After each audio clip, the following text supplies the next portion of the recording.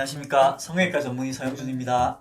네, 안녕하십니까. 성형외과 전문의 김순재입니다. 안녕하십니까. 성형외과 전문의 김성환입니다.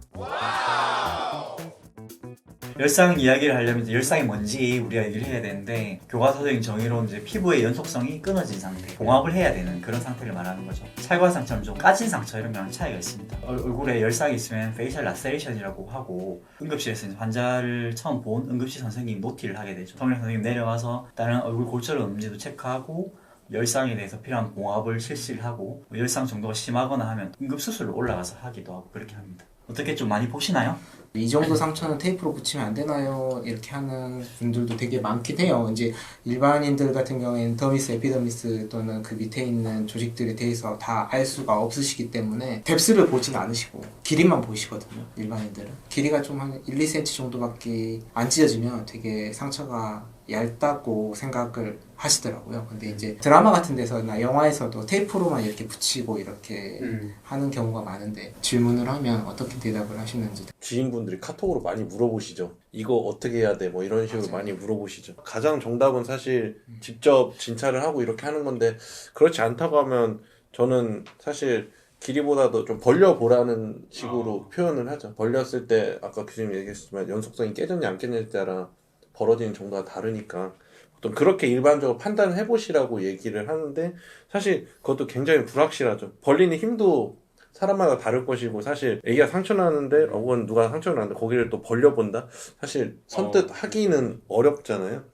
직접 거기를 닦아내면서 확인한다든지, 대부분은 피에 묻은 상태로 이렇게 사진을 보내주시니까 사실 맞아요. 그거 판단하기가 참 뭐 몇 년째 계속 그거를 받고 있지만 그거는 너무 어려운 질문인 것 같긴 합니다. 요즘에는 보면 더마본드라고 해서 꼬매지 않고 피부를 잘 붙여놓고 본드로 접착하는 방법도 있습니다. 수술 부위 봉합 같은 거는 이제 일직선으로 된 상처니까 더마본드를 이용을 해서 봉합을 하시는 선생님들도 성형외과는 잘 없어요. 근데 다른 과는 꽤 많은 걸로 알고 있는데, 제일 좋은 방법은 일단 아까 말씀드린 것처럼 다치 상처의 대부분이 베인 상처가 아니기 때문에 흉터의 그 마진을 깨끗하게 좀 정리를 하고 봉합을 해주는 게 흉터 측면에서 가장 이롭다고 생각을 합니다. 근데 그렇게 하기 어려운 경우, 애기라든지 병원에 갈 수 없는 경우라든지 차선책으로 테이프를 붙이는 방법을 하게 된다고 생각은 하거든요. 좀 더 오래 걸리겠네요. 왜 그러냐고 하면 조금 더 깊게 생각을 해보면, 이게 피부와 피부가 깨끗하게 만나가지고 이렇게 로우 서페이스라고 하거든요.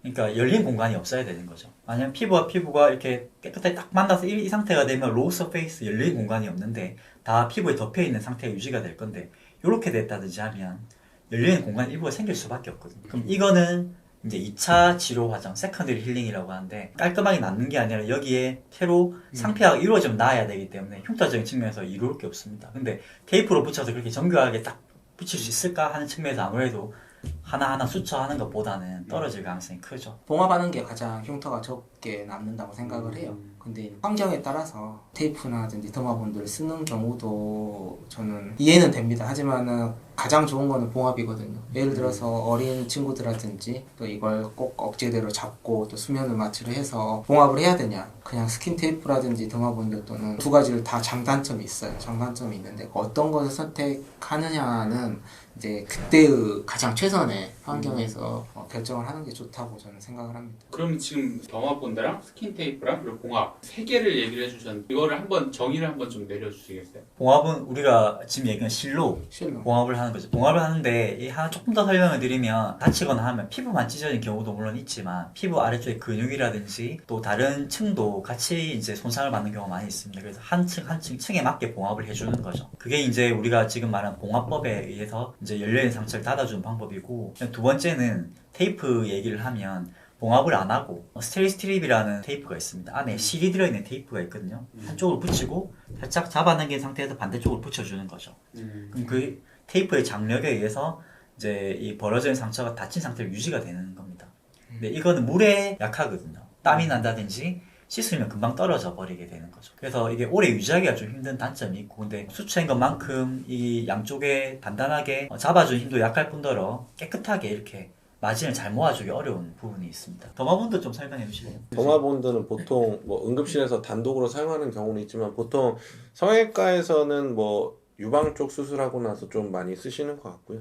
이비인후과, 정형외과 이런 탁과에서 많이 사용하는데, 보통은 이제 깊은 상처가 있다고 하면 안에를 다 봉합하고 마지막에 이제 스킨 테이프랑 비슷한 원리인 거죠. 마지막 피부 상피 쪽을 이제 같이 이렇게 접착한 상태로 유지를 시켜주는 겁니다. 근데 냄새 자체는 정말 접착 시 본드 냄새가 나는데 이제 인체 사용에 무해한 걸로 이제 분명히 난 것들로 사용을 하는데 원리 자체는 스킨 테이프랑 크게 차이는 없다고 생각합니다. 방수나 이런 거에 장점은 있을 수 있는데 막상 또 방수가 안 되니까 거기 자체에 또 땀이 찬다든지 뭐 이런 것도 단점은 있어서 이 세 가지가 완전한 정답은 없고 상황마다 그래도 보호자의 뭐 원하는 바라든지 뭐 이런 거에 따라 복합적으로 너무 작용하는 게 많아서 맞아요. 네. 예를 들면 그런 것도 있어요. 이렇게 봉합을 하면 좋긴 한데 실밥을 뽑아야 되잖아요. 네. 뽑는 것 때문에 또 스트레스를 받는 사람이 있거든요. 아, 뽑을 때 맞아요. 아프니까. 맞아요. 네. 그런 경우도 이제 될 수가 있는 거죠. 그래서 이렇게 순서열을 세우다기보다는 그때그때 상황에 맞춰서 또 상해에서 제일 좋은 방법을 찾아 나가는 게 제일 좋지 않을까 생각합니다. 네, 감사합니다. 지금까지 성형외과 전문의 서영준이었습니다. 네, 성형외과 전문의 김순재였습니다. 성형외과 전문의 김성환이었습니다. 감사합니다.